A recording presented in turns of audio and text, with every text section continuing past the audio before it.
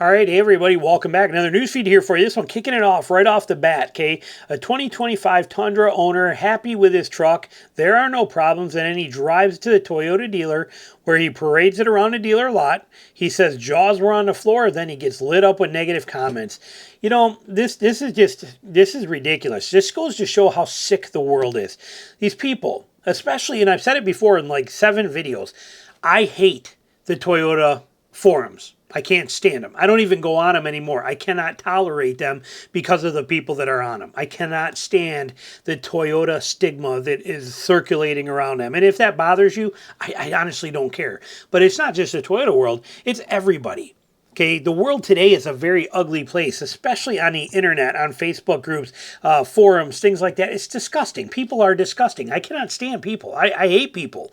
This is a perfect example. So this guy buys this truck. He gets it all done up like he wants. He brings it back to the dealership and was all proud of it. Look, it's cleaned up, spotless, ready to go. He was showing the sales guys and that kind of stuff. He was proud of it. He says, and that was his comment. I picked up my Toyota Tundra's tags today. Jaws were on the floor as I made my way around the dealership. It's the only thing he said. It's the only thing this guy said. Because he's proud of his very expensive truck that he bought, that he probably works very hard for, and that he loves. And what does he get for that? A bunch of jackwads. Just tons of jackwads. Check out the confidence of this guy. This dude's probably 5'4". I wonder how many tats he's got. Well, let me put it to you this way. I don't have any tats. I'm only 5'6", and I have a lot of confidence, and I love this truck. I absolutely love what he did with this truck. I think it looks phenomenal, especially for me being down here in the swamps all the time. He crushed it. This thing looks excellent. I think he did a fantastic job. So Jake, the owner of this truck, if you happen to see this, very well done. And your comment on how you handle these guys, also very well too. Tell them all right where to shove it. Tell them take their bottom lip, 2 hands, pull it really hard out, put it over their head, and then swallow. That's my attitudes towards them. And like I said, I deal with it in the comments on 3 different YouTube channels. These guys can kiss my rear end. It's a sick world. And Toyota especially, the stigma of Toyota drives me nuts. So he says right here, here was his response to all these stupid comments. Okay, here's these other ones. Jaws were definitely nowhere near the floor. The jaws on the floor because they were thinking how cheap and stupid it is to put this big tires on a truck with no lift kit. Tires will rub and no lift kit for more clearance. Jaws are on the floor because they stopped putting chrome on everything in the 90s. Really? Say that to Ford. Say that to GMC. Say that to Chevy. Really? I mean, seriously, these people crack me up. I have no respect for anybody like this. I cannot stand them. And again, I deal with them on my channel all the time. But here, Jake, your comment, fantastic. No tats. I'm short, but I have a lot of confidence and don't need tats. That's why I bought a Toyota. Confidence is key. Well done. Very nice. Slap these guys around, put them in their place. See, me as a content creator, I cannot really attack anybody, give them a hard time, fight back, do anything like that. I really can't do that because, technically it's YouTube. You don't want to do that kind of stuff, or you don't want to play that game. I have to be professional. But you know what? You handled this very professionally, and realistically, like I said, I can talk about it here because it's not comments on my channel. And if they come in on my channel, I'm probably going to ignore them. But in my opinion, ridiculous. This is just straight up disgusting. And this article goes on to kind of say, Jake's point ignited veritable firestorm of comments, offer fascinating glimpses into brand loyalty, personal expression, and then often combative nature of online discourse. Okay, yeah, your attorneys wrote that statement. What he wanted to say is everybody's a jackwad on the internet. That's what he wanted to say. So anyway, very interesting. Now, he's not the only one. How about our own TRD John? Okay, TRD John makes a TikTok video here, puts it out there, talks about this is not a Tacoma exclusive issue. The new Tundra has the same problem. And what he's talking about is that you need a hitch pin. Okay, your hitch pin, your standard hitch pins will not fit in this because of the shape and design that they have in with that weird metal ring around it. You can't use a standard hitch pin. And he says, they do give you one, though. They supply it with you. He said, Toyota provides a solution. They knew about this right here. And in every Tacoma, you get an extended hitch receiver pin. So they gave it to you. So you get it automatically, and you can buy them. Somewhere in here it said right here on Toyota's hitch pins are listed to be around $9. Prices for elsewhere for extended hitch pins range from $5 up to $40 for higher end ones. They also say the Sequoia is the same way. So is the 4Runner. So is the Tacoma. So is the Land Cruiser. Okay, they all have that. But now watch this. Watch this. So here's TRD John, one of the most amazing Tacoma guys out there. One of the most genuine, honest, down-to-earth guys. I love what he does. I love everything about his channel. And here, he puts this out here to help people and save them from getting in trouble with this if they don't know any better. Look at just the comments that are highlighted right here that are shown. They just pop up right at the top comments, okay? Top comments.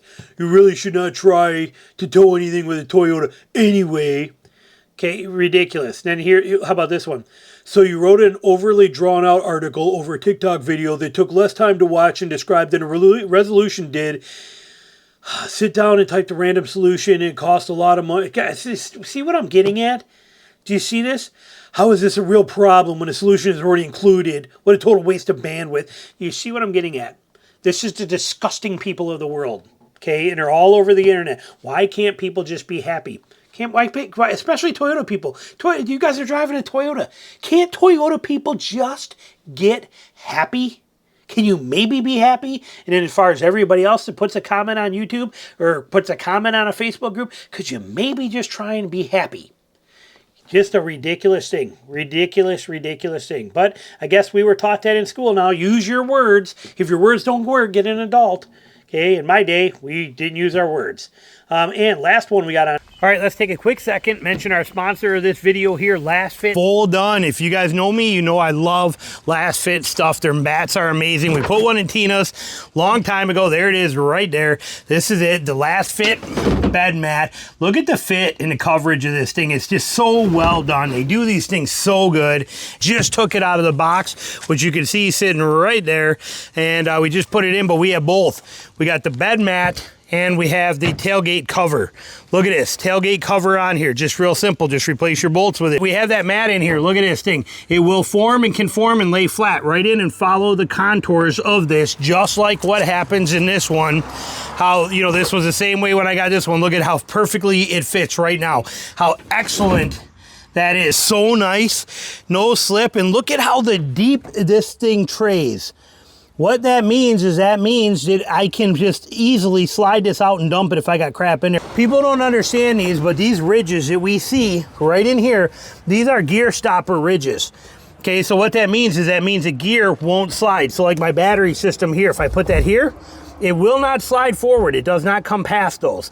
And much better on your knees. Look at that. Okay, you don't get that aggressiveness of this, and your gear's not getting wrecked and ruined by that sandpaper effect. These guys do better than you could ever imagine. Here, another interesting one here. This, pretty cool. Photos of the Chrysler Pacifica Grizzly Peak concept. Normally I wouldn't show a minivan, but this one's pretty awesome. And my audience in my hunting world would love this. I know a lot of guys that hunt out of minivans and would beg to have one lifted like this because of the fact that the minivans offer so much room in them in the inside. So here it is. It is a Chrysler Pacifica Grizzly Peak concept. And its inspiration comes from the van life community, which is huge if you're not familiar. Look at these wheels. BF Goodrich KO3s on this thing. The badging on here, we'll see a bunch of pictures. But it is a brand new concept vehicle. According to Chrysler, inspiration that comes from van life community. It's easy to see the connections. Check this thing out. Great wheels, off-road tires. It comes with a 2.8-inch lift in the front and a 2.5-inch lift in the rear. Whereas a set of 31-inch BF Goodrich KO2 all-terrain tires. Includes the roof rack, the lights, and the awning. Watch this thing. Check this out. Look at this thing. It's finished in a matte paint color called Arctos. And this thing is just sweet. I'm not going to lie. This is pretty awesome. Rhino Rack Pioneer Platform Roof Rack lives on top of the van, storing full-size spare tire, auxiliary lighting, and recovery board. They have to put the spare tire up there because it will not fit in the compartment where that would go in this unibody system. It's not big enough tray in there, so they put it up on top for you and give you the roof rack. They also give you the awning right here, too. So that is a beautiful thing. You get the auxiliary lighting, and it contains this awning is from ARB. ARB awning right there. How nice is that included in it? And it also fitted with splash guards, LED fog lamps, paint protection film on the lower body panels. Take a look at this thing. Pretty good. Now, I'm not a fan. This is not white. This is supposed to be, I believe this is cement gray. They're calling it cement gray with liquid titanium accents. However, to me, it looks awful white. This was a huge miss. This is a big mistake.